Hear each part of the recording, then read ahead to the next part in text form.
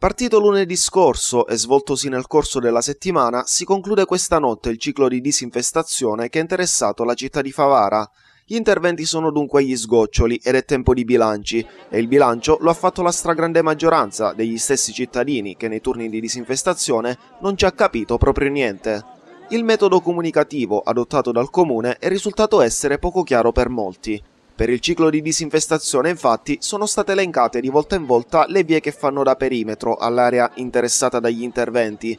Ecco dunque sorgere la confusione per chi non è esperto della planimetria favarese, o magari anche perché non conosce nemmeno la toponomastica. Tra le altre cose, ai cittadini è sembrato, ad esempio, strano sentire che c'erano vie che venivano disinfestate anche in 2 sere diverse e altre che invece non venivano toccate affatto. Per dirla nella maniera più semplice e diretta possibile, c'è stata molta confusione, a dire il vero troppa. E qui è a rischio la salute dei cittadini, che avrebbero dovuto non stendere panni, entrare in casa piante e animali, e non l'hanno fatto. La comunicazione da parte dell'amministrazione comunale e degli uffici preposti è risultata inadeguata. In parole povere, i cittadini hanno acquisito l'informazione che la disinfestazione era in atto in questa settimana, ma non hanno compreso le vie interessate. Il risultato è che in molti si sono rivolti alla nostra redazione per avere delucidazioni, non trovando spesso altri interlocutori a cui rivolgersi. In tantissimi hanno più volte al giorno e in diverse fasce orarie contattato la nostra redazione per avere informazioni in merito. Ci hanno anche fermato per strada per chiedere quando la propria via sarebbe stata toccata dalla disinfestazione. Sebbene tutto ciò ci onora e ci ricorda l'importanza del servizio di informazione che svolgiamo a favore della collettività, rimane un problema di fondo, l'errata comunicazione, che abbiamo già fatto presente all'amministrazione comunale e all'assessore Giuseppe Bennica nello specifico.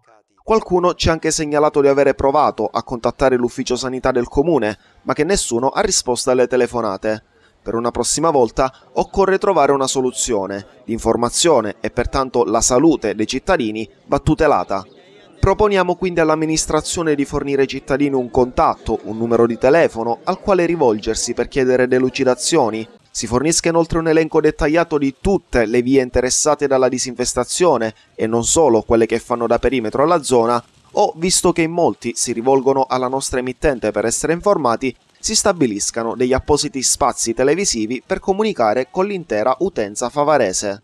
Ad ogni modo, come detto, questo confusionario ciclo di disinfestazione volge ormai al termine. Durante le ore notturne tra oggi e domani, domenica 24 giugno, la zona nella quale si eseguirà la disinfestazione rientra nel perimetro compreso tra Viale Che Guevara, Viale Aldomoro, Corso Vittorio Veneto, Piazza Libertà, Via Umberto, Piazza Capitano Vaccaro e Viale Progresso.